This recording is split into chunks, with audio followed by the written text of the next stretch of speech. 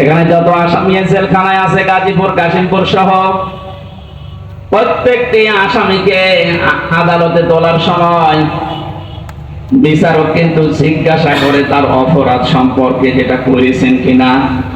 বিশেষ করে 164 যখন নেয়, ম্যাজিস্ট্রেট কিন্তু জিজ্ঞাসা করে যা যা বললেন আপনি এগুলো করেছেন কিনা।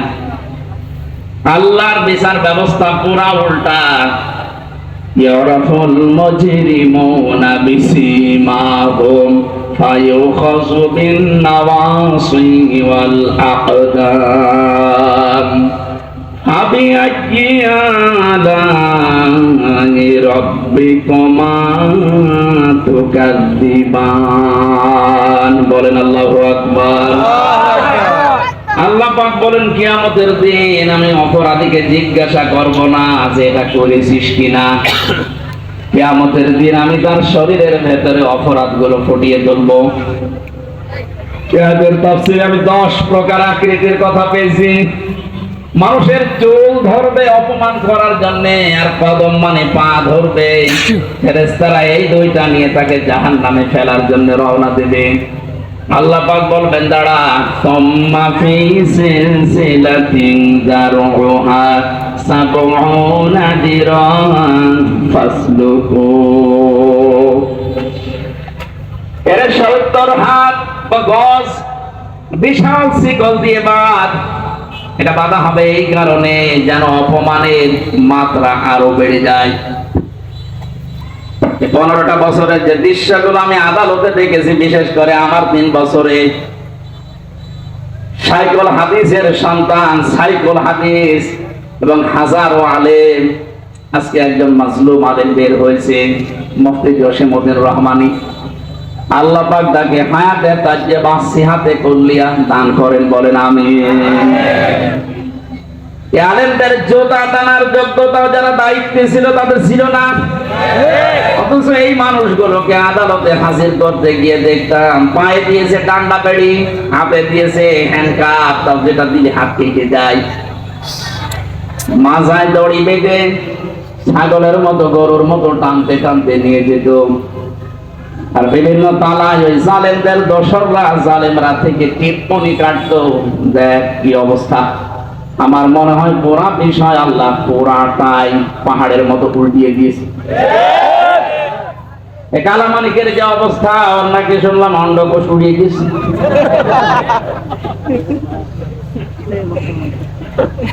এই শয়তানটা বিশ্ব নন্দিত মুফাসসিরে কোরআন শহীদ আল্লামা দিলওয়ার হোসেন সাইদি রহমাতুল্লাহ আলাইহি, তাকে ফাঁসি দেওয়ার জন্য যে গর্ববোধ করেছিল যে আমি তাকে ফাঁসি দিয়েছি।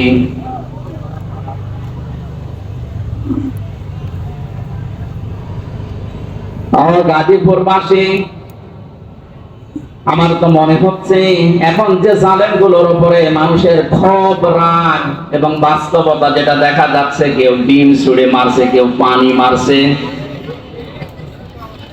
কেউ কেল ভূষিত ফিরি আছে। এগুলো সব আমার যতটুকু ধারণা নবীর ওই হাদিস অনুযায়ী এটা আলেমদের বরদোয়ার ফল। বিশ্ব নবী জানিয়েছেন ইত্তাকি দাওয়াতাল মাজলুম। পৃথিবীর মানুষেরা সাবধান, তুমি আর চাই করো না কেন মাজলুমের বরদোয়া থেকে নিজেকে বেশি বাঁচিয়ে রাখবা। কারণ এটা একটা কঠিন বিষয়। ফাইন্নাহা লাইসা বাইনাহু ওয়া বাইনাল্লাহি হিজাব। মাজলুম যদি বরদোয়া করে আর আল্লাহর মাঝে কোনো পর্দা, কোনো ফারাক থাকে না, সঙ্গে সঙ্গে কবুল হয়ে যায়। আল্লাহু আকবার।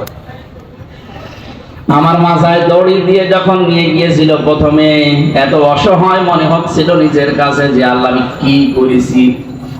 পায়ে দিয়েছে ডান্ডা বেড়ি, হাতের ভেতরে হ্যান্ডকাপ, মাজার ভেতরে সে এত মোটা মোটা দড়ি। 2-3 জন 4 জন পুলিশ হাত ধরে রাখে, আর একজন টানতেছে, গরু টেনে নিয়ে যাও। দুনিয়ায় যদি আমরা এটা উল্টিয়ে দেখাতে পারে, আখিরাতের বিচার তো আলাদা। এজন্য কিয়ামতে আপনি একা দাঁড়াবেন, কোনো সাক্ষী লাগবে না। আপনার শরীরের ভেতরে ওই বিষয়গুলো আল্লাহ ফুটিয়ে তুলবে। ফাম্মা মান উতিয়া কিতাবাহু বিয়ামিনি, আমল নামা যদি আল্লাহ হাতে দিয়ে বলে পড়, ডান হাতে যারা পাবে ফায়াকুলু হাও মকরাউ কিতাবিয়া, ওরা নিজে আনন্দ পাবে আর মানুষকে বলবে দেখো কি সুন্দর রেজাল্ট আমি পেয়েছি। ও বাংলার মানুষেরা, পাশে যেহেতু কারাগার, হাজারো মানুষ এখন যারা আছে, আমি যেহেতু নিজের বাস্তবতা বলছি, হাজার হাজার মানুষ এই জেলখানায় তো প্রায় এক জায়গায় 10,000 আছে, এখন মনে হয় আরো বেশি। মানুষগুলো এই মাগরিবের পরে এশার পরে এদের অনুশোচনা শুরু হয়। সবাইকে উদ্দেশ্য করে বলছি, আমরা যে যা করছি দুনিয়াতে, কিয়ামতের ময়দানে বইটা হাতে দেওয়ার পরে পড়তে পারবেন তো? এটা নিজের ব্যক্তিগত জীবনকে আগে সংশোধন করা আরম্ভ করেন। আমি নিজের থেকে এখন শুরু করব। আমি যদি সত্যি এখনই মারা যায়, আমার এই 33 বছরের যে রেকর্ড আল্লাহ আমাকে দেখাবে, আমি যেন সম্মুখে পড়তে পারি, এরকম কাজ এখন থেকে আরম্ভ করব।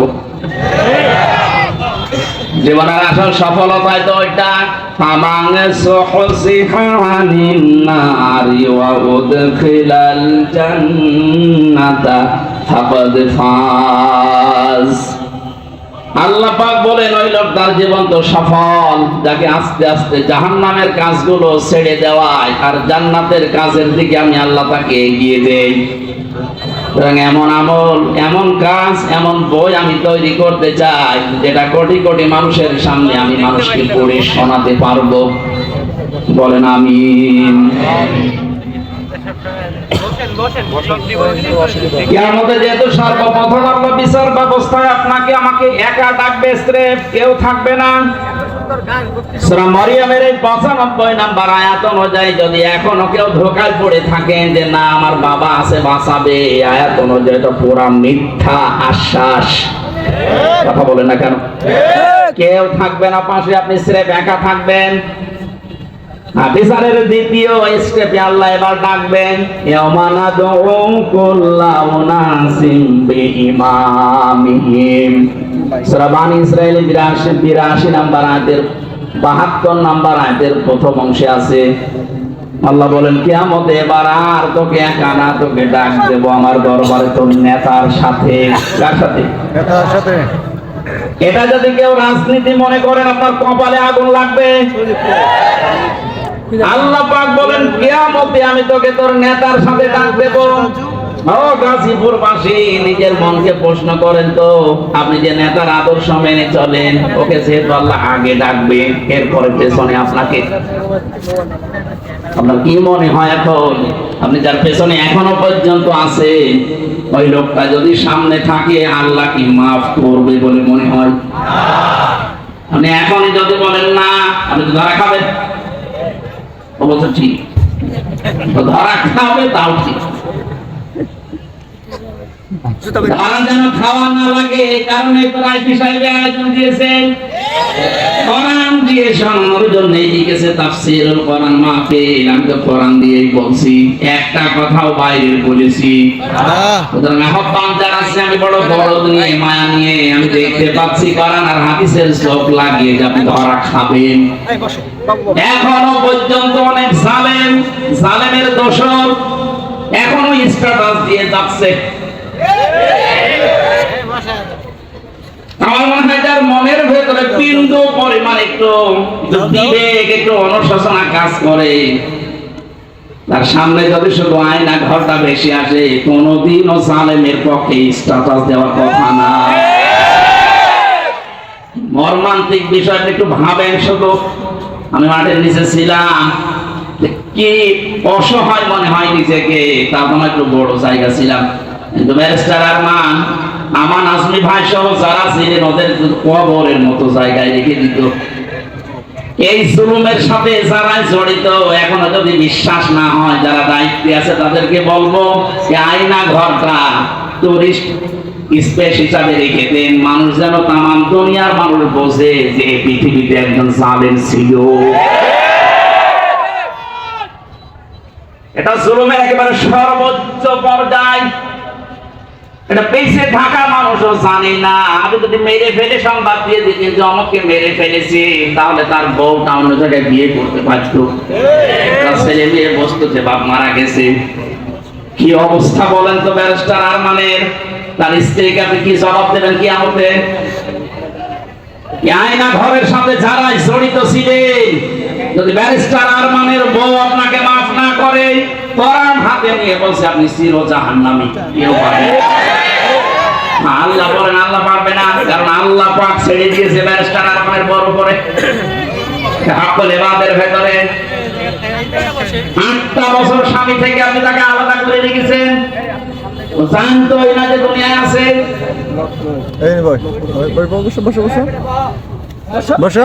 আমি কয়দিন থেকে আমার অবস্থা হালচাল শেষ হয়ে গেছে, আর সে 8টা বছর।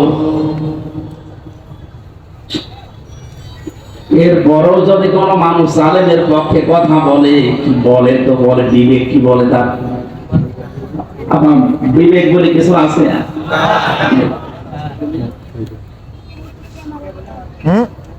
বাস্তব কথা বলছে, আপনি কিন্তু ধরা খাবেন, আমি দেখতে পাচ্ছি। এখন আদর্শ ঠিক করেন।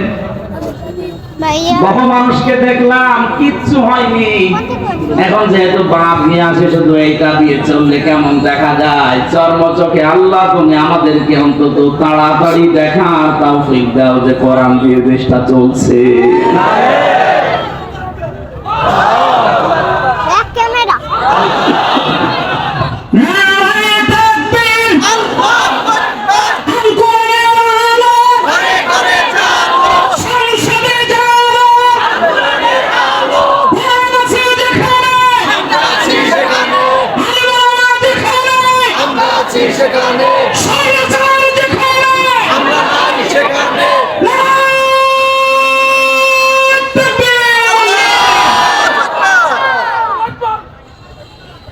অন্য কোন দিকে না নিয়ে বিবেকের দিকে নিয়ে যান। আমি আপনাকে বাঁচাতে চাই। সত্যি আমরা কিন্তু ধরা খেয়ে যাব যাদের আদর্শ ঠিক নেই। এই মুহূর্ত থেকে আপনি আমি আশা করছি পাল্টাবেন। 2 নম্বরের ব্যাখ্যায় পেয়েছি আল্লাহর নবী জানিয়েছে, আমাকে আল্লাহ ইয়াসিন বলে ডাক দেওয়ার কারণে সিন মানে সাইয়্যিদুল আলামিনের পরে সিন মানে সাইয়্যিদুল বাশার। সিন মানে কি? বাশার মানে মানুষ। মানুষ পদবাচ্যে যারা বিবেচিত, এ কথা